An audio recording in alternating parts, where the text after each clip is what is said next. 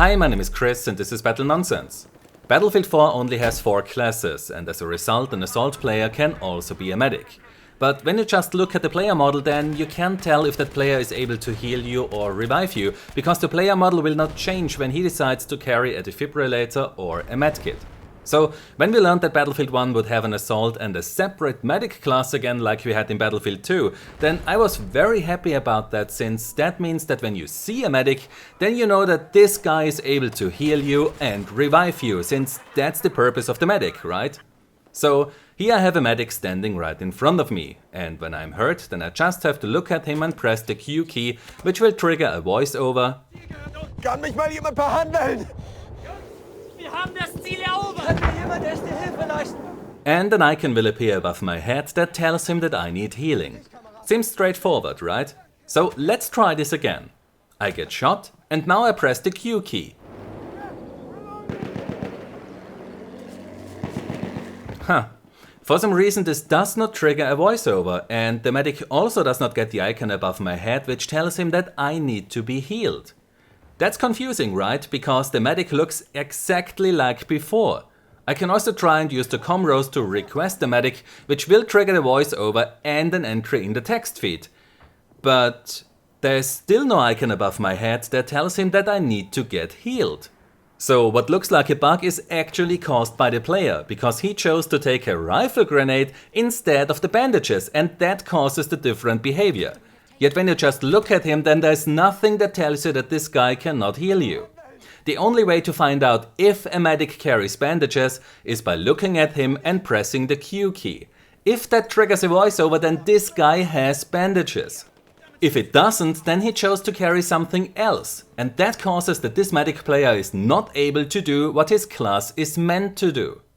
And it's pretty much the same thing for the syringe, because the player can choose to take it with him or not. So when you see that you have a medic in your squad, then this does not mean that this guy is even able to revive you. The only way how you can find out if he carries one is once you are dead. Because if he has a syringe with him, then he will show up in the list of nearby medics. If he doesn't, then he won't show up in that list. We have lost objective Edward. We have lost objective. The same is the case for the support. When you are out of ammo and press Q while you look at the support player, then this will only trigger a voice over. Ich brauch Munition! Mehr Munition! Zu mir! And the icon above your head when he carries an ammo pouch.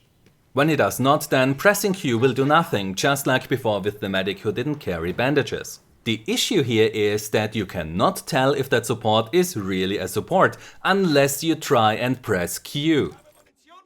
Now the easiest solution would be to simply add a few additional icons to the medic and the support, which indicate if they carry bandages, a syringe or ammo. But this would make the UI very busy again, and we must ask ourselves, why should a medic even be able to choose if he wants to carry bandages or the syringe? I mean, it's the medic we are talking about here. He only exists to heal and revive his teammates. The current system where he can choose which gadgets he wants to take with him actually defeats the purpose of this class. And it's the same for the support.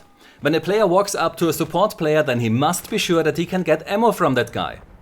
To allow players to remove this gear that is essential for these classes to fulfill their role simply makes no sense and is very confusing for the rest of the players, because they can never be sure that this medic can heal them, that this medic can revive them, or if that support is even able to give them ammo. So in my opinion, DICE really has to think about this and make these gadgets that are essential for the medic and the support a default.